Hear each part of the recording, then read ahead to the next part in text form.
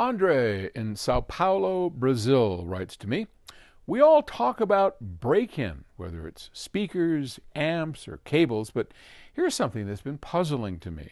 People say even digital streamers break in, but a streamer isn't playing music through a diaphragm, or it's not changing voltage as in a preamp. It's just sending digital bits.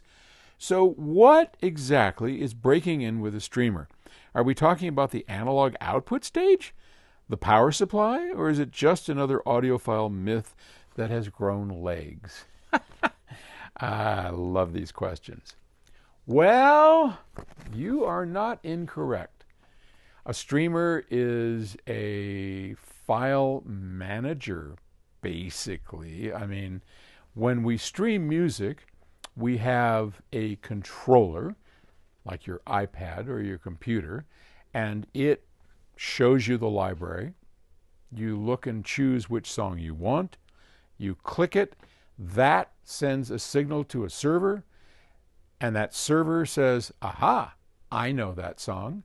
It's right here in this file. And the streamer, here's our AirLens streamer, and then and this is the PMG DAC. There's one built in here, but either way you go, this streamer then gets connected to that server and digital bits start flowing into the streamer. They get processed, they get worked, and then sent over to the DAC. Okay? So theoretically, because they are just bits, there should be no difference whatsoever. And I don't have an answer that is going to be acceptable to one sect of people that watch these videos, because while I can tell you a few things that it could be, we've seen differences in, there's an entirely isolated stage, galvanically isolated input and output, and those power supplies change with use and time. Power supplies absolutely break in. How that affects those digits, I can't tell you. I hear it. I know it does. Let me give you another example. This is the PMG DAC.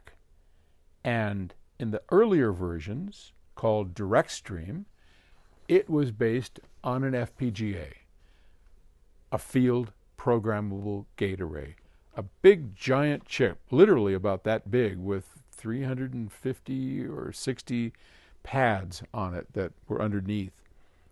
And that had thousands and thousands of gates and transistors inside of it, but digital in, digital out. And every single time that we did an over-the-air update to the direct stream DAC, it took some time to break in.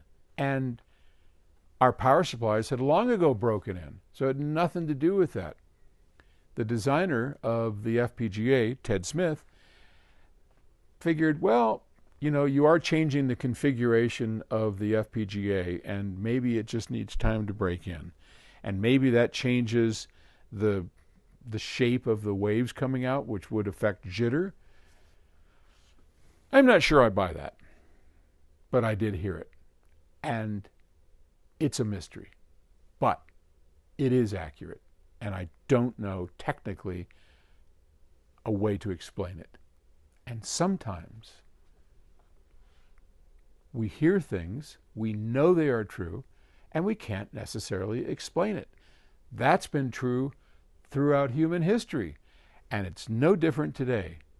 So sometimes you just have to roll with it and say, okay, that works for me. Thanks. I'll talk to you tomorrow. Bye.